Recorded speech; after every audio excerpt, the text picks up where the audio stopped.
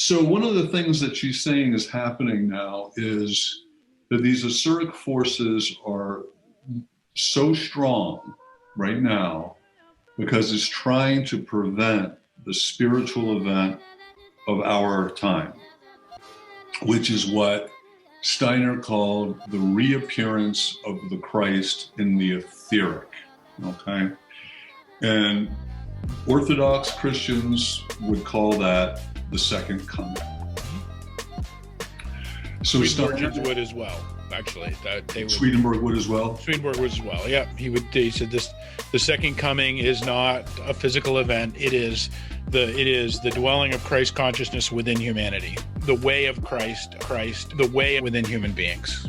So for Steiner, this starts happening in 1933, and it can happen in many ways, but it actually can happen with people having a perception of the Christ in the etheric. This is going to be happening to people increasingly, and it's not always that dramatic, but it often happens through near-death experiences, suffering,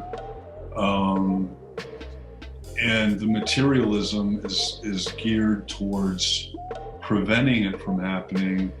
And to experience the Christ in the etheric is to experience a real foretaste or vivification, I'm sure the anthropops are objecting to me right now, of the I. So there's a relationship between the Christ and the I that's meant to happen in this time, and all of this stuff in a spiritual sense is to prevent that. Right. We have the full experience of being what is called distinguishably one, that we are completely and utterly distinguishable from all of everyone else and everything else in creation, and we are completely and utterly connected to the whole. We completely understand ourselves as a part of the one. It's not this like our self melts away kind of thing, but it's this sense of we're thoroughly distinguishable. We can truly see, if you think about it as the mosaic of glass, we can, of a stained glass window, you can see our glass is distinguishable in that, and we know it and it's unique to us, and we know it in the whole, and that is the experience of being in that state of that's the way I've heard it described before by Swedenborg and by other people, by folks that have read Swedenborg. I can think of it as the crystalline structure of things. It's not that if you think about a supersaturated, solution, for that solution to change states, to go from liquid to solid, it doesn't need all the crystalline structure to change. It just needs one.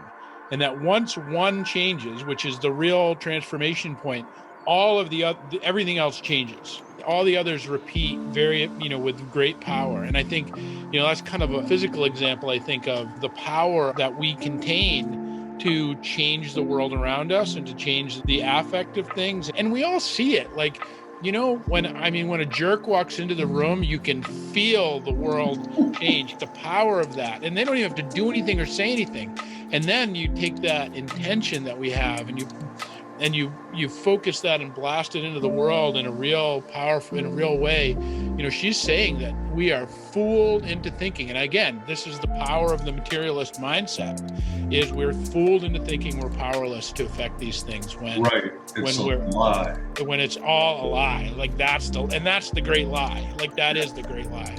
We think this material stuff is the really real, and that when we get into the mindset that the material stuff is the really real, we're lost. Like that's the trap. But what we understand is that that when the jerk comes in the room and the atmosphere changes, or when the beloved person comes into the room and the atmosphere changes, that's the really real. Like that's the because that experience has been going on since people started banging rocks together. That experience has been going on. That's an eternal experience for human beings, and that's the power of the eternal. That when we tap into that, and so as you say, we swim in it all the time. But I love what you said, like that idea of just truly living and trusting into it, like leaning into that.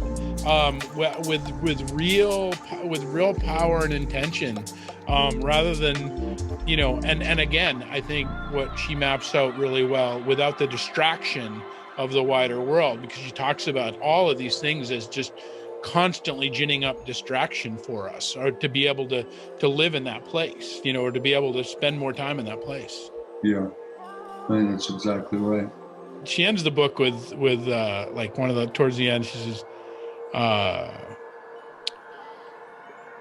we should be conscious of this, that when he fights, then when we fight, we should fight for this God within by beginning to direct his or her own view, and possibly that of his fellow human beings, to this God within.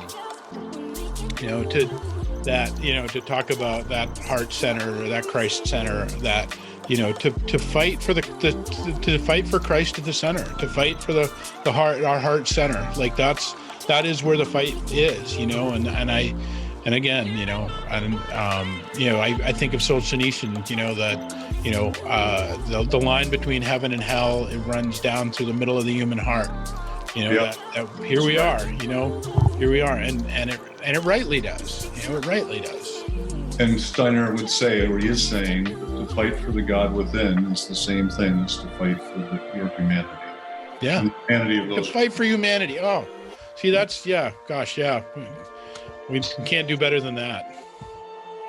All right, Reverend. Thank you, Doctor.